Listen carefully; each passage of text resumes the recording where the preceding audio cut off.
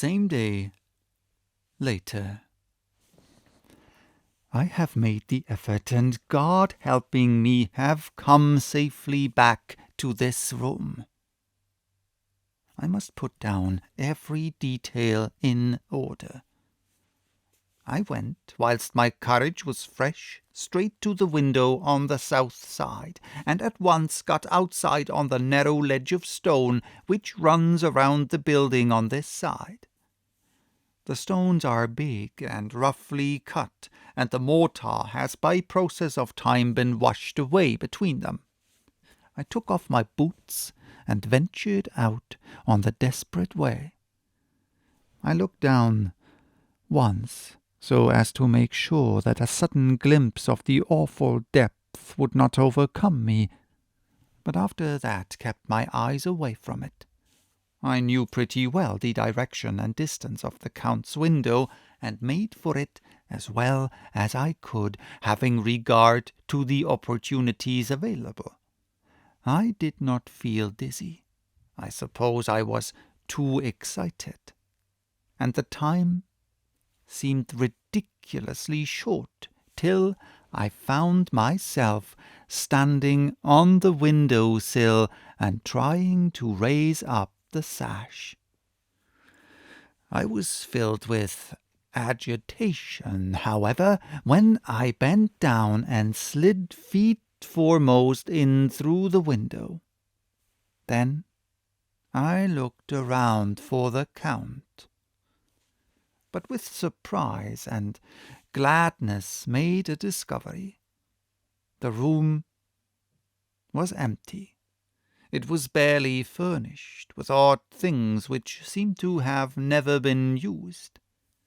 The furniture was something the same style as that in the south rooms, and was covered with dust. I looked for the key, but it was not in the lock, and I could not find it anywhere. The only thing I found was a great heap of gold in one corner, gold of all kinds, Roman and British and Austrian and Hungarian and Greek and Turkish money, covered with a film of dust, as though it had lain long in the ground. None of it that I noticed was less than 300 years old. There were also chains and ornaments, some jewelled, but all of them old and stained. At one corner of the room was a heavy door. I tried it, for since I could not find the key of the room or the key of the outer door, which was the main object of my search, I must make further examination, or all my efforts would be in vain. It was open, and led through a stone passage to a circular stairway which went steeply down. I descended, minding carefully where I went, for the stairs were dark, being only lit by loopholes in the heavy masonry. At the bottom there was a dark tunnel-like passage, through which came a deathly, sickly odour, the odour of old earth newly turned. As I went through the passage, the smell grew closer and heavier. At last I pulled open a heavy door which stood ajar, and found myself in an old ruined chapel, which had evidently been used as a graveyard.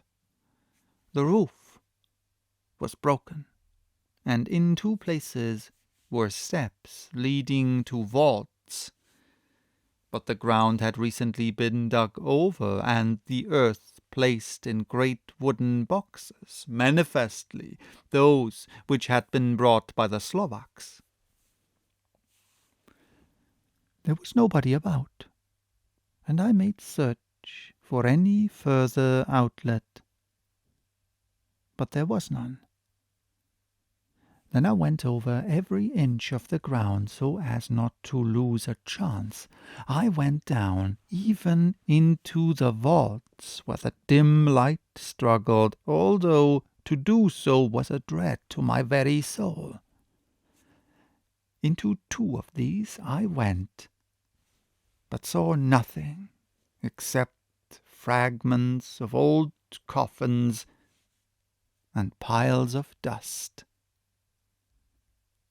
In the 3rd, however, I made a discovery. There, in one of the great boxes, of which there were 50 in all, on a pile of newly dug earth, lay the Count.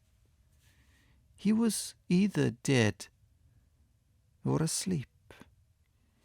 I could not say which, for the eyes were open and stony, but without the glassiness of death, and the cheeks had the warmth of life through all their pallor.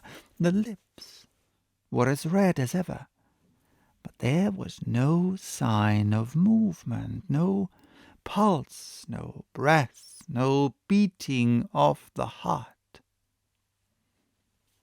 I bent over him and tried to find any sign of life, but in vain.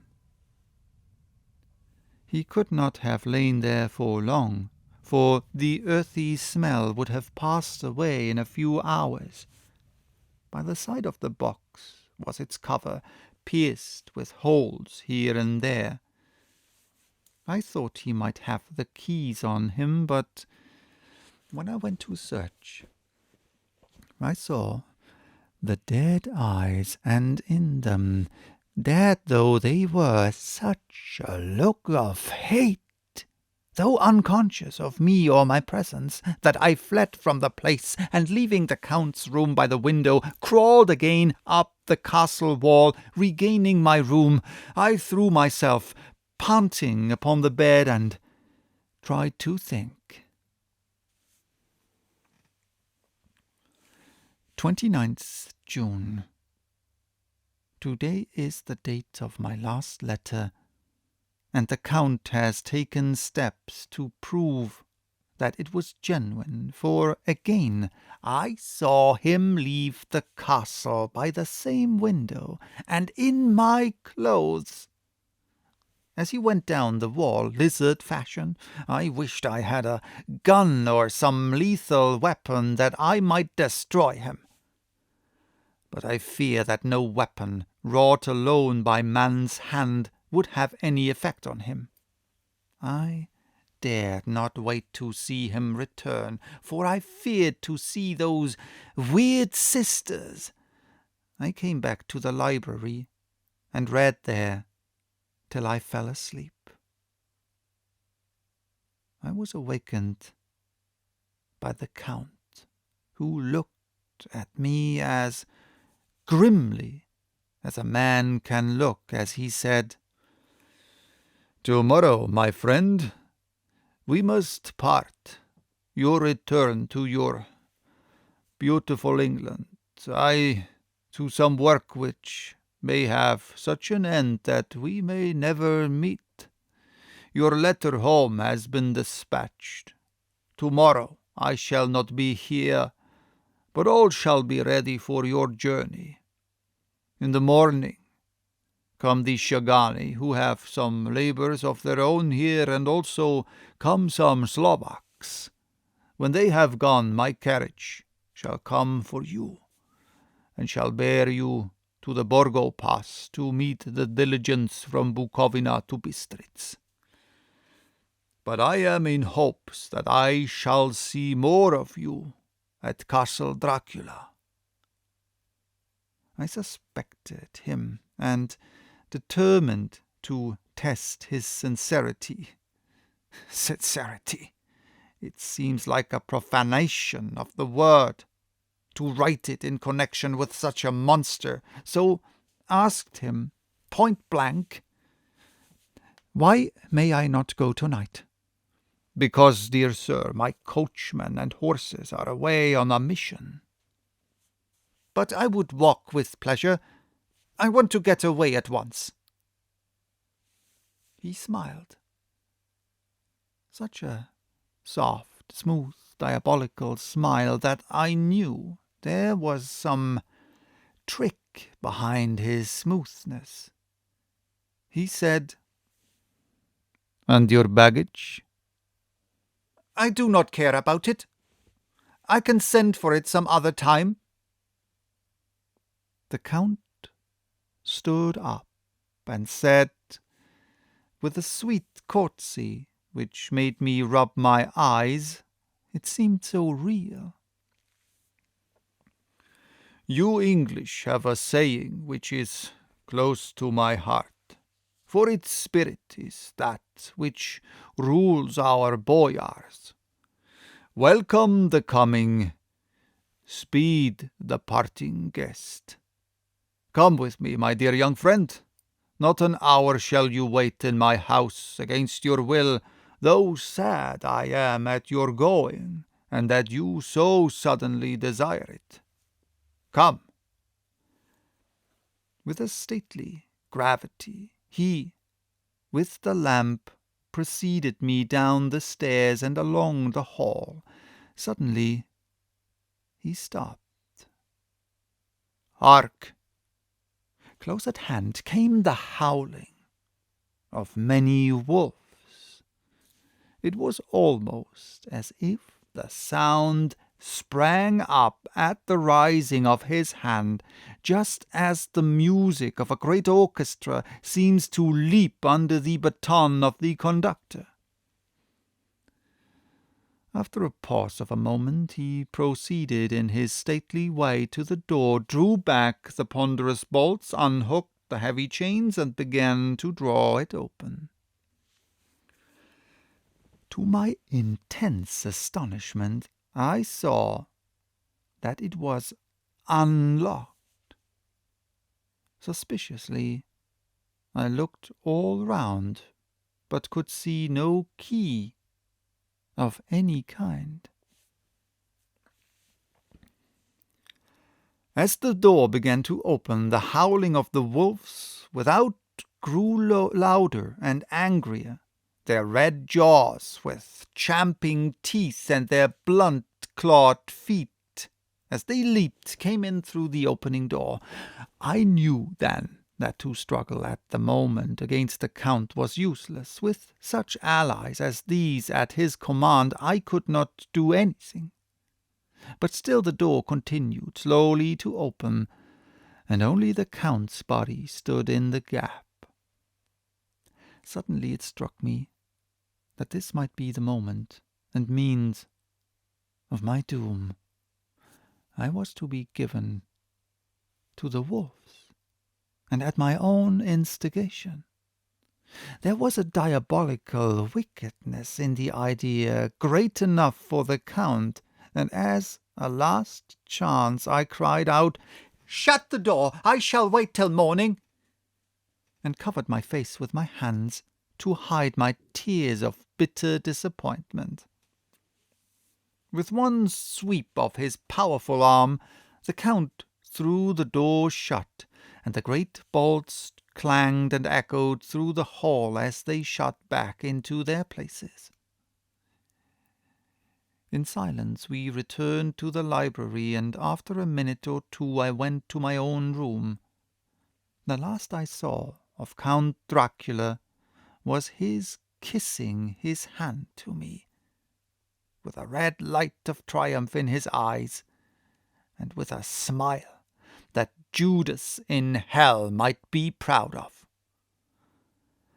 When I was in my room and about to lie down, I thought I heard a whispering at my door. I went to it softly and listened. Unless my ears deceive me, I heard the voice of the Count. Back to your own place. Your time is not yet come. Wait, have patience. Tonight is mine. Tomorrow night is yours." There was a low, sweet ripple of laughter. And in a rage I threw open the door and saw without the 3 terrible women licking their lips.